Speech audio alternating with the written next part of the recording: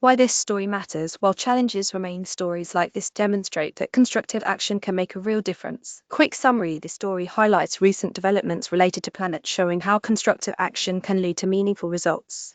Water shortages, rising temperatures, and droughts caused by climate change have an immense impact on agriculture, and today's farmers are desperate to find solutions. In the western United States, some are turning to dry farming, a form of agriculture that doesn't require irrigation. Here's how it works. Dry farmed plants take moisture stored in the ground rather than sprinkled from above. Would you like to read more good news about planet, taste better farming approach and vegetables?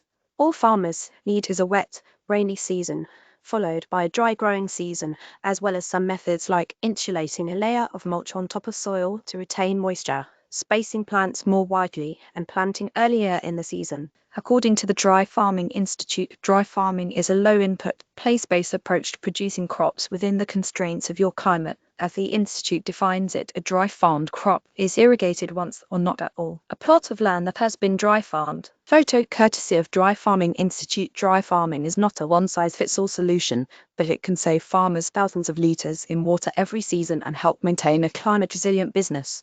And the best part: dry farmed produce notoriously tastes better than irrigated crops, and produce such as tomatoes, potatoes, squash, corn, watermelon, and even grapevines are excellent candidates for dry farming.